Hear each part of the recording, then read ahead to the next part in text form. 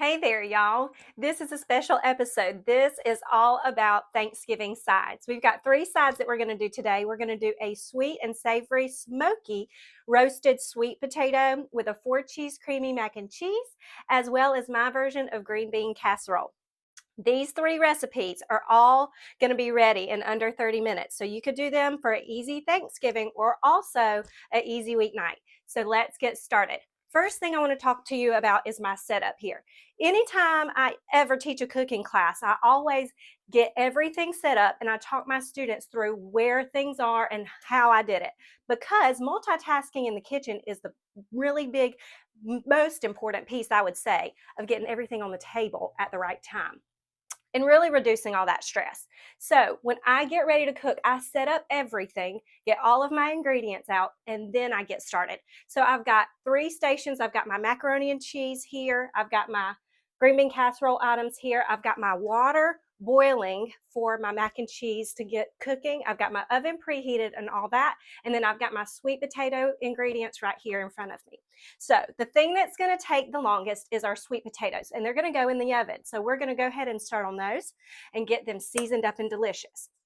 Now, you know me, I'm going to always give you the shortcuts. I diced and peeled these sweet potatoes myself because we already had them at home.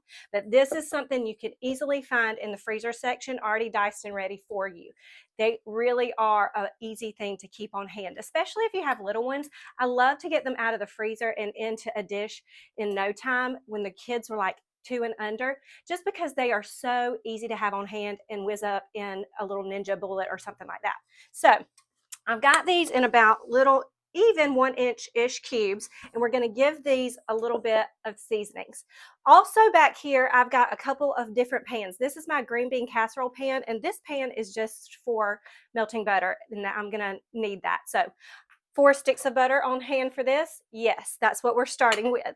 I'm going to go ahead and get 1 stick melting back here while I'm talking to you, and then we'll get our rest of our ingredients out for our sweet potatoes.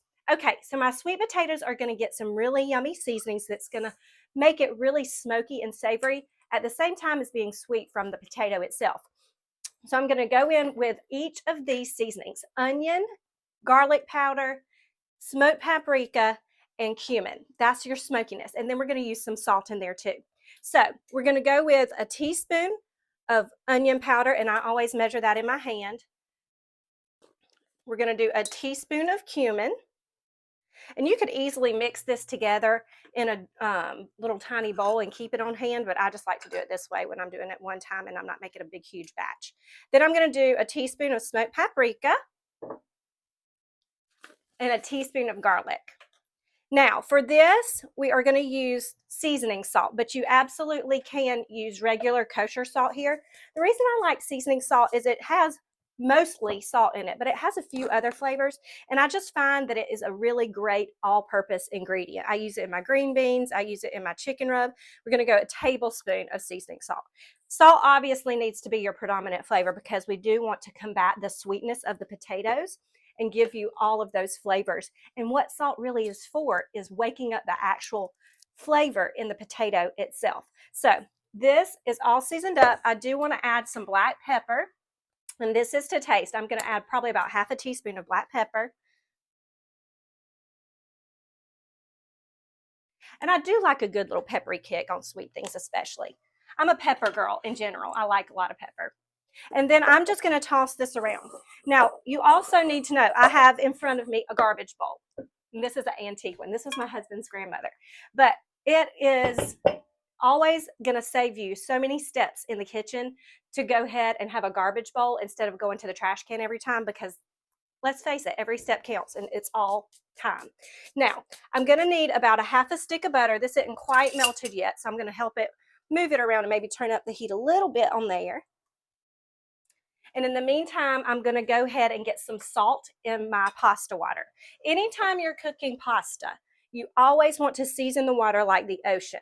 This is your biggest chance to get flavor into your food. So I always put a good couple of tablespoons in my pasta water right before I drop in my noodles, but after it comes up to a boil. It slows down the process of it coming up to the boil, I feel like. Maybe there's some science behind that, I don't know yet, but always salt it right before you put in your pasta. And I have a 2-pound box of pasta here. I'm only going to use 1 pound today, but I love buying the 2-pound boxes because you actually get more for your money this way. And I just keep half for the next time. Or if it's Thanksgiving and you're feeding a huge crowd, you're going to need this much for macaroni and cheese. If you're like my house, macaroni and cheese is going to be the favorite thing for the majority of the, at least younger people in the family. So that is going to go in. And now I think my butter is melted enough. Yes. So I'm going to grab a spoon so the rest of this half stick of butter does not fall into my sweet potatoes. And just hold my thing. And then half a stick of butter is going to go over my potatoes. Now, surprisingly, sweet potatoes do not take an extraordinarily long time to cook. But in this scenario, it's just the thing that is going to take the longest. My oven is preheated to 400 degrees. It seems like a common theme to me. If I'm cooking something savory, I almost always cook it at 400 degrees. It's just the way it goes.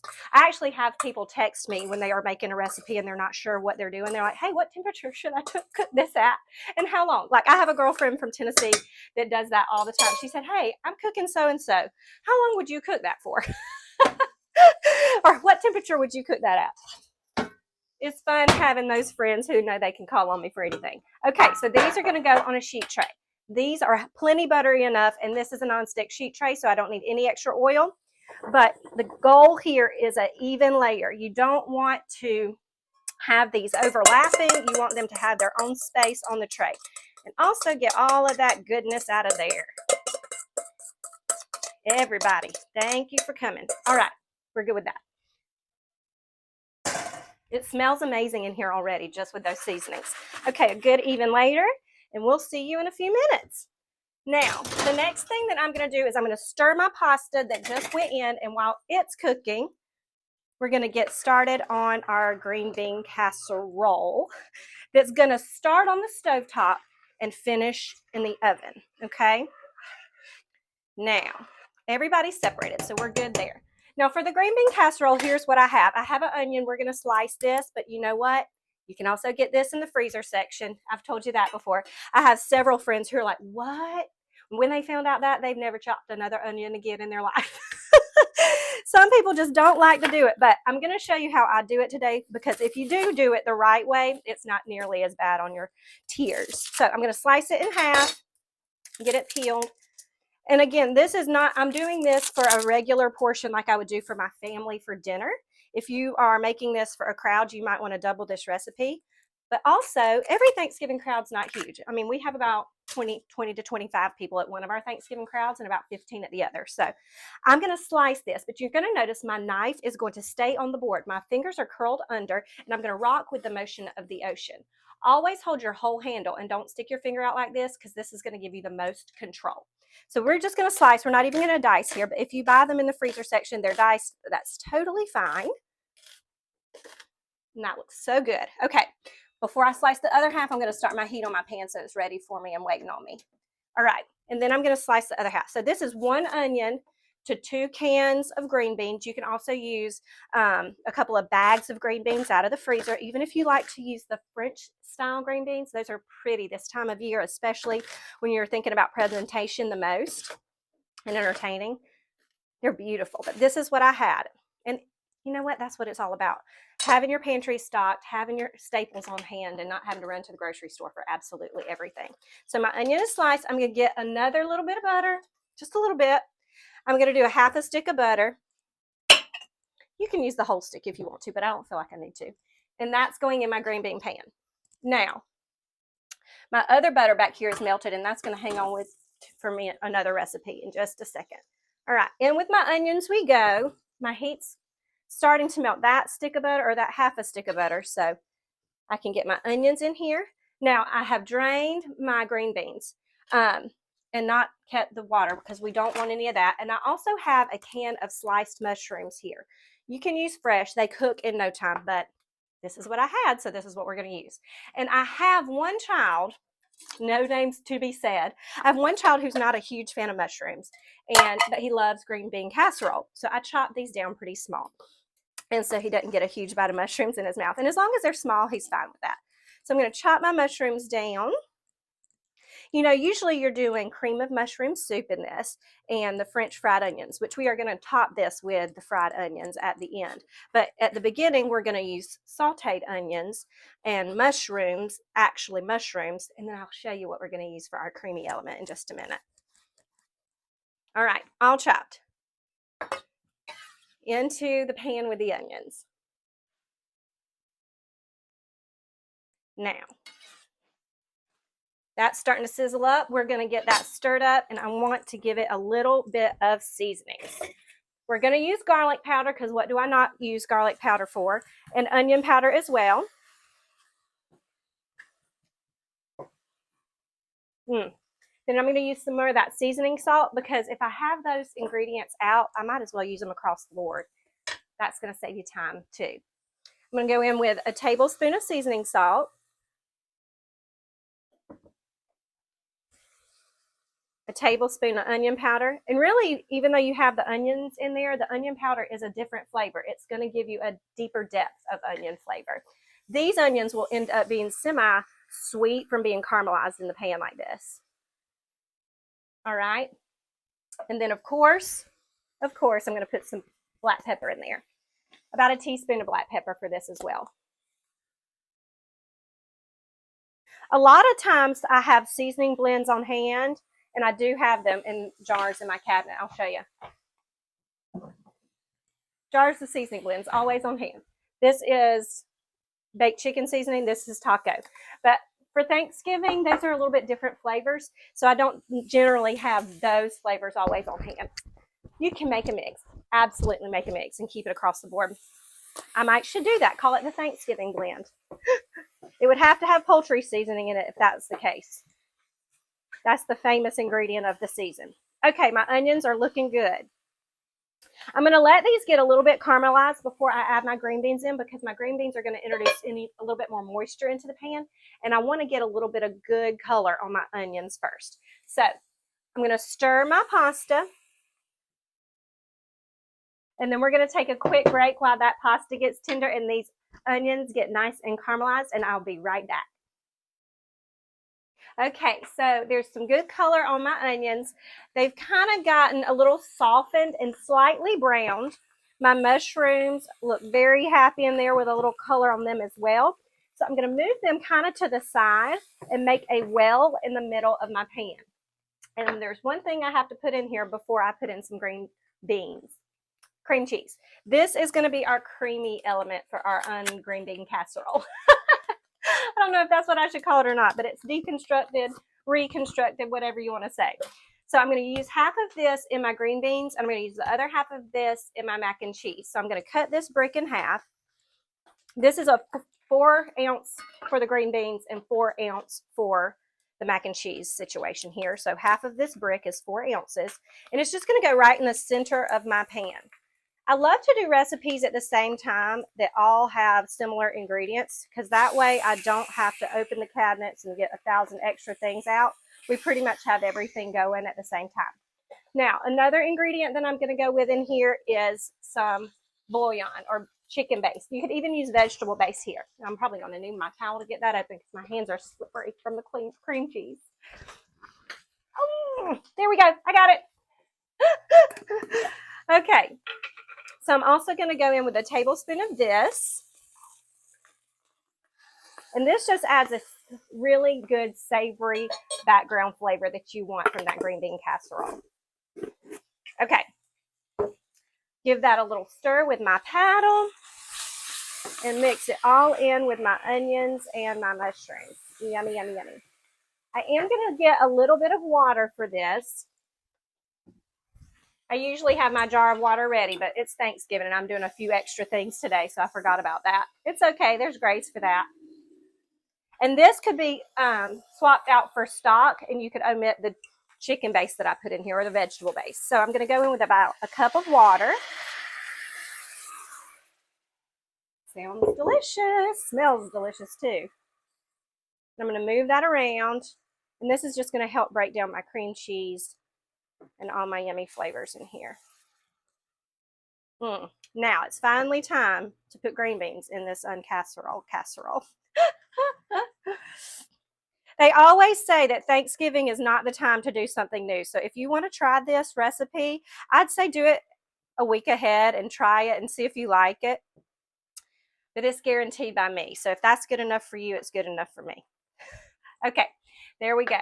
And now I've got 2 cans of green beans that are completely drained of their liquid that are going to go in here. And like I said, you could also use the frozen kind. They're really, really pretty. Thank you very much.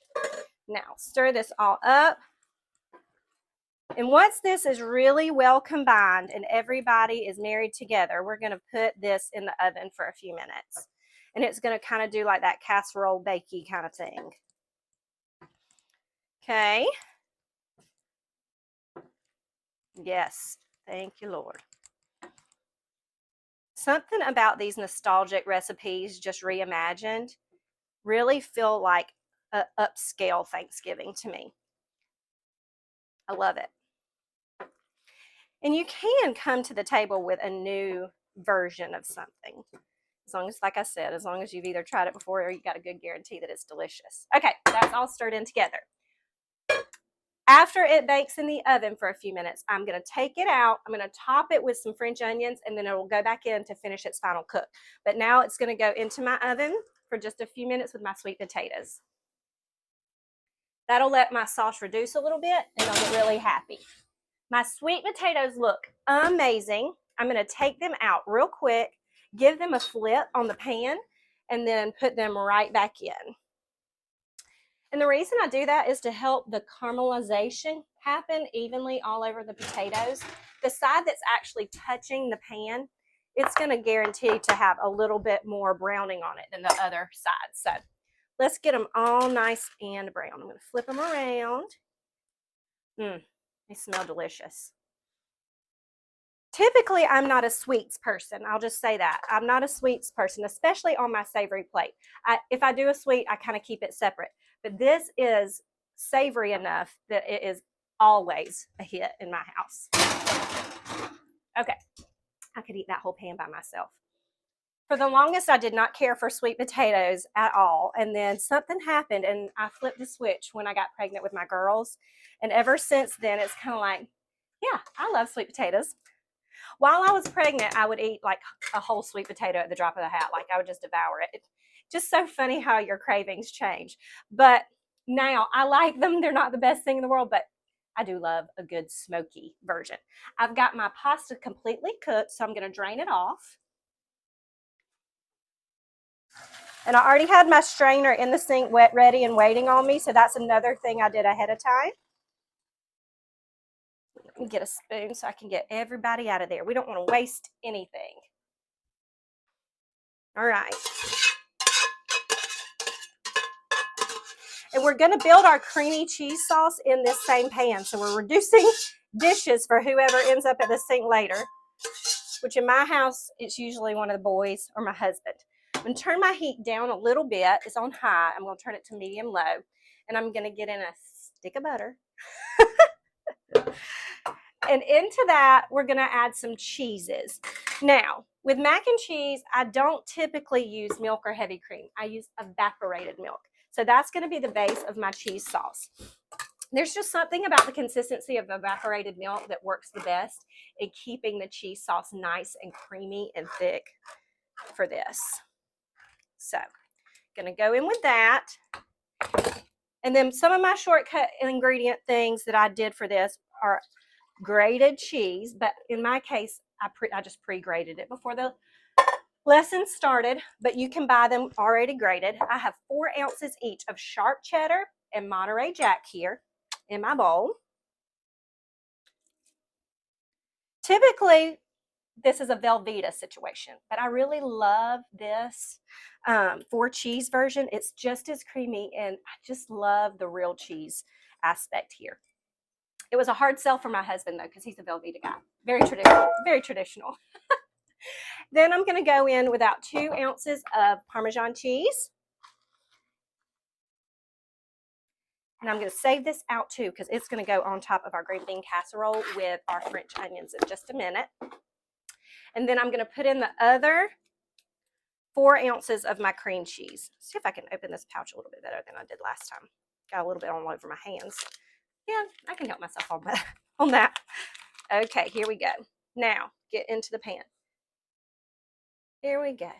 Now for this, I'm a purist when it comes to macaroni and cheese, and I don't add garlic or anything like that in that particular recipe. It's a shock, I know.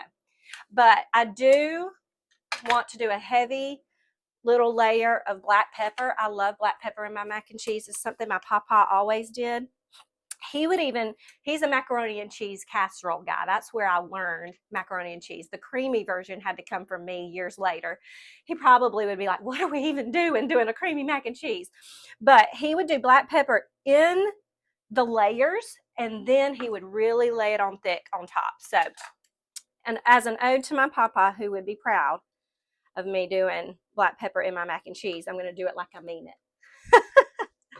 Okay, that goes in there. And then I'm going to get a good pinch of salt, probably a good teaspoon, teaspoon and a half, because this is a lot of pasta. But we did season the water, so it should already taste like something. And we have these savory cheeses in here, so that's going to add some salinity as well. Now, in my pasta goes. My pasta is still hot, so it's going to be really nice and ready to absorb all of this yummy, yummy, cheesy liquid. So I'm going to stir this together. Oh my goodness. 1 cheese is one thing, but 4 cheeses in macaroni and cheese, that screams holiday to me. Delicious. And it's a little lighter in color than a traditional macaroni and cheese would be because of the white cream cheese and as well as the Monterey Jack. My grandfather's recipe also was all sharp cheddar, and this is a little bit different on that standpoint. But a really important part of this, notice, I am stirring this, and I'm stirring it quite vigorously, not like I'm whisking something, but I'm stirring it like I mean it, because that adds to the creamy factor. That's part of the science of a starch. When you're stirring it around like this, not only is the cheese getting evenly distributed throughout the noodles, but your starches are going to add a creaminess to the dish themselves just because of the motion. All right. That's going to sit on low for just another minute because my cream cheese is not quite done melting, but we're almost in the home stretch with this dish. I mean, watch this. You see that cheese pull? Let me get a little closer. Come over here. I mean, just cheese. My girls are all about a cheesy pull. They'll yell at me from across the house, Mommy, come look at my cheesy pull. And I'm like, I'm so proud of your cheese. And they will return a grilled cheese and have me warm it again if they let it sit too long and they have missed their opportunity at the cheesy pull. It's so funny. These girls are a little bit more particular than the boys were. That is for sure. Okay, that looks amazing. I am going to do a little taste at this point to make sure my seasonings are on point. It's important to taste. Your 2 most important tools in the kitchen are your hands and your taster. Don't forget to use your taster.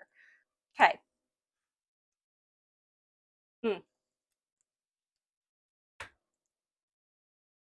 Y'all, I almost need a moment of silence, turn off the camera so I can eat a bowl of this. But that time will come. Now, I'm going to move this to the side because I'm going to pull out my green beans, stir it around, and look at it. It's been about 5 minutes in the oven. I want to make sure everything's happening nice and happy in there. My potatoes look yummy.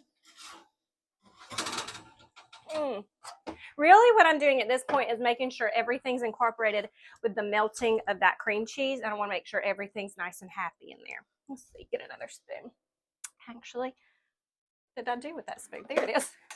Here we go. Don't forget, this handle is hot, so keep your pot holder handy. You can absolutely transfer this to a casserole dish if you would like, but I'm on team less dishes. Because during the day when my husband's not home all the time, I end up doing a lot of these dishes. So, and I like my my big pan I just got a little while back. So, I actually am going to link these pans in the description because it's very important to have a good set of stainless steel pans. Those are some tools in the kitchen that you just must have. A set of stainless steel pans, a good cast iron skillet, really good sheet trays. Those are basics of building your kitchen necessities. So I'll link a few of those things below so you can know where to get them and the ones I recommend. I also always link my knife. It's a great knife to have because it comes with a cover. It needs a few more minutes before I put the toppers on, so it's going to go back in for a couple more minutes. But my cheese is looking really good. I link my knives too below because they have a really good cover that comes on them, and I travel with my knives. But too, if you have little ones like I do and their hands are in your silverware drawer, it's good to have those really, really sharp big boys covered up. So I like to link my knives below as well for you guys. Okay, now we're at a good stopping point. So I'm going to take a quick break, wait on these potatoes to come all the way up to cooked, and then my green beans are going to get their topper, and we'll be at the home stretch of this meal. See you in a minute. Okay, y'all, my green beans are ready for their delicious topping. So I'm going to grab them out real quick.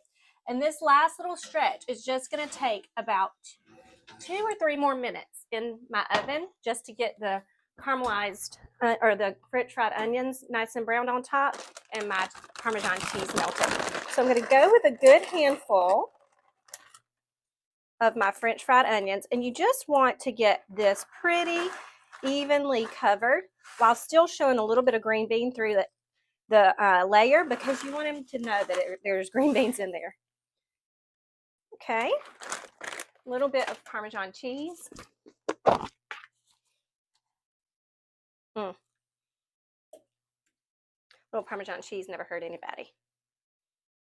It's actually one of my favorite cheeses. I can make an Italian meal and have just as much Parmesan cheese on something as I do marinara sauce.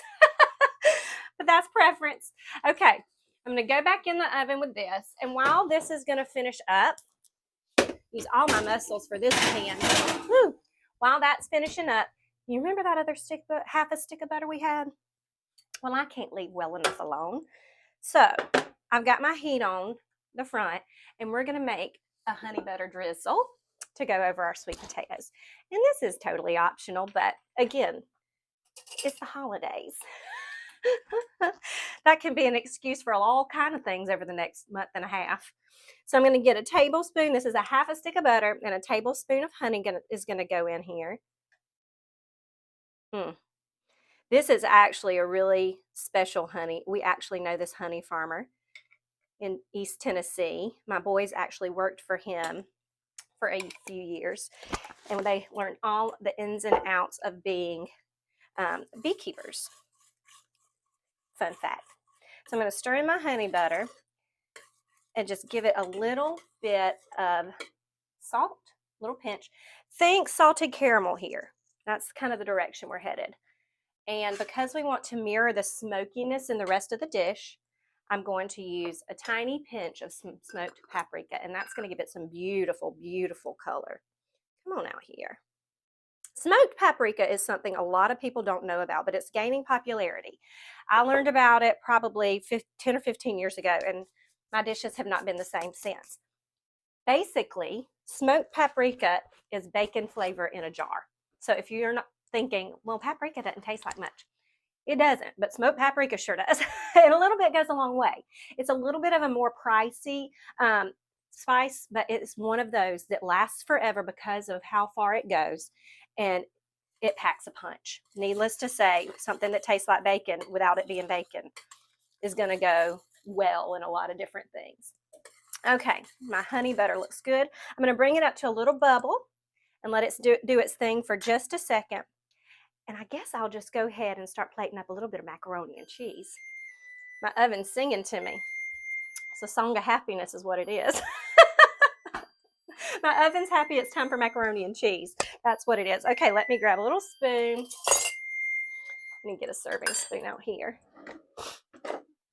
Now, this is going to bubble for just a couple minutes, and then I'll turn off the heat and move it back because you don't want it to reduce too much. Oh, yeah. Delicious. I honestly, and this is telling the truth, no offense to anybody anywhere, I live for the sides. Have your turkey, and I do. I love my turkey when I have my good moist bird. But I live for the sides. Even I skip the dessert table most of the time and go back to the sides. If I had to pick my favorite, I would absolutely say every single time my favorite is the dressing. Hands down. I literally just taught my dressing recipe to my students last week for my Friday live class, and it's a marriage between my grandmother's recipe and Richard's grandmother's recipe. And honey, I have to make it multiple times a year. We cannot in this family just have dressing once in a while. And when I made it last Friday, my boys came home and they were like, Mama, is that what I think it is? Yes, boys, that is what you think it is. So I'm going to grab my sweet potatoes. Oh. And like I said, these don't take an incredibly long time. These went for about 25 minutes. They smell delicious. So I'm going to give these just a really pretty presentation. It is Thanksgiving after all. I've got a beautiful dish, family heirloom as well. This is my husband's grandmother's. I ended up inheriting almost all of her dishes when we got married because our very first house was her house. We lived in his grandparents' house. His grandfather had passed away just a few years before, and nobody had moved into it. And so when we decided we were getting married, he just went to his uncles and his dad, and he said, I want to remodel the grandparents' house, and we want to live there. Well, he still had all of her dishes, a lot of her dishes and all that kind of stuff. So when we got married, I inherited all these heirloom beautiful dishes, and I still use a lot of them today. I love this. Honestly, they're some of my favorite dishes, and I think it's partially because of the nostalgia of it. But on the other hand, I think too that it's a lot of just things that are coming back in style. Those old school vintage things are coming back in style. And I'm so happy about that because I think we had that season of everything white and pretty and simple and clean. But now we're bringing back some of those colors and just really good vintagey looking things. All right, so like I said, really, really good and roasty on the bottom. I'm going to grab a fork so I can show you how browned these are because this is the goal. This is the goal here, that color. That's delicious. And then I'm just going to drizzle over the top my honey butter. And if you wanted to, you could serve this at the table. You don't have to drizzle it over the top, but for presentation's sakes, that's what we're going to do today. I might reserve a little bit for extra dippage. And what it does, it gives a shine and a glaze to these roasted potatoes that is absolutely divine. I mean, to me, I'd rather have that over a potato casserole or something like that. But that's personal preference. Oh, one went overboard. I better taste it.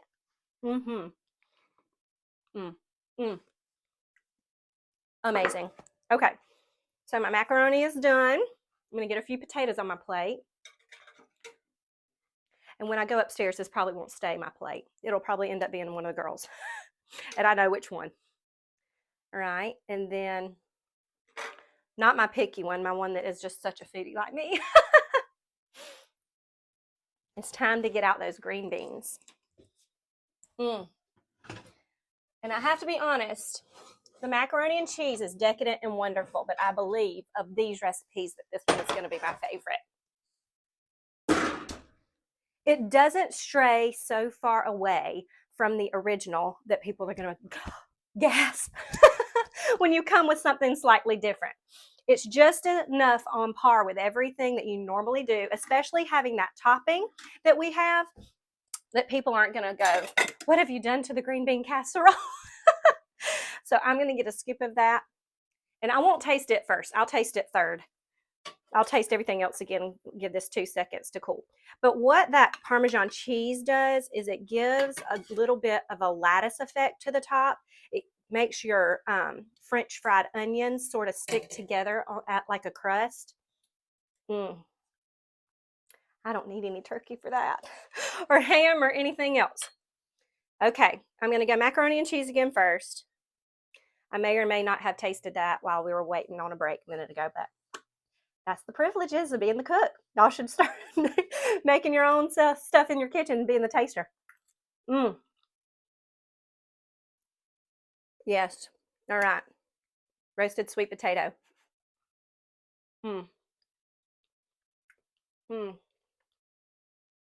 Okay. This is for the money bite. I won't recount how much butter we used during this episode. You can go back and look if you would like. But I will say, as I said before, it is the holidays. But to be honest, this is how much butter I use in the kitchen all the time. And they've proven it's not as bad for you as we used to think it was. It's actually pretty good for you. Here we go. I hope I don't burn my mouth off.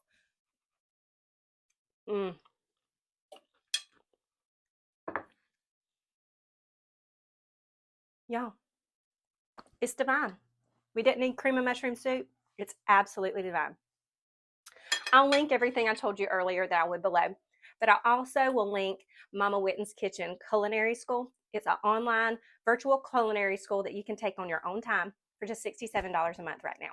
So I'll put the link down below for cooking school if you'd like to take live classes or have my entire library of every lesson that I've ever recorded. So all that'll be down there, and I'll see you next week. Happy Thanksgiving and happy cooking, y'all. Bye-bye.